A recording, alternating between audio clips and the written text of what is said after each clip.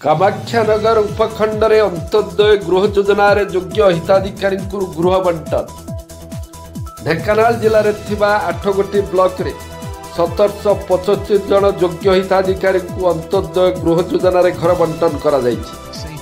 कामाख्यानगर उपखंडर भुवन परजंग कामाख्यानगर और कंकड़ाहाड़ में यह अंत्योदय गृह योजना हिताधिकारी घर बंटन करा जायछि। सामाजिक स्तर में जो माने दुर्बल गरीब निरीह विकलांग विधवा और असहाय से घर बंटन करा जायछि। उपजिलापाल दिनमणि नायक नेतृत्व में प्रति ब्लॉक रे कार्यक्रम अनुष्ठित हो जायछि। जो कार्यक्रम रे स्थानीय विधायक और ब्लॉक अध्यक्ष एवं लोकप्रतिनिधि माने उपस्थित रही लोकों को घर बंटन करिसंती। कहीं जड़े भी योग्य हिताधिकारी गृह योजना जपरी वंचित नहे से प्रति पंचायत तदंत करा जदि कहीं योग्य हिताधिकारी रही तेरे अंत्योदय गृह योजना सामिल करा समाज स्रोत समस्त को आग को नेबा को केंद्र और राज्य सरकार एक नियारा प्रयास।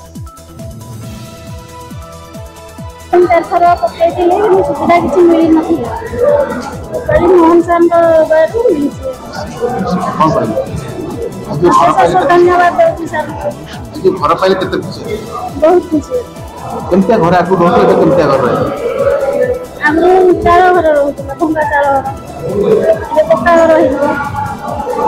आज मु बहुत बहुत धन्यवाद देवी मोहन माझी सरकार तांकर चेष्टा रे अंत्योदय गृह योजना रे 3 वर्ष भितर 7550 कोटी खर्च विनिमय गृह दिया।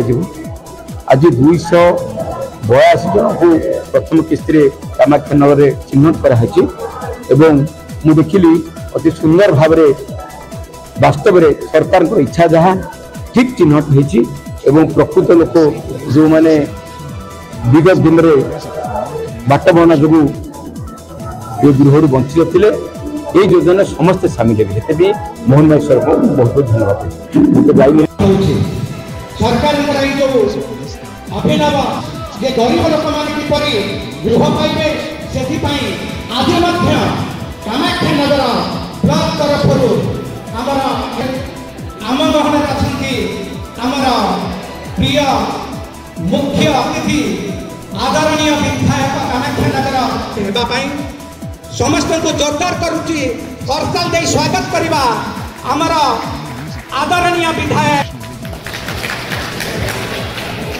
सम्मानित अतिथि भाव स्वागत करी विज्ञापित अंचल कामाख्यानगर निर्वाही अधिकारी प्रतीक आज कार्यक्रम को आम स्वागत करूँ अधिकारी कामाख्यानगर श्रीयुक्त प्रभु कल्याण दास महोदय को कार्यक्रम को आम स्वागत।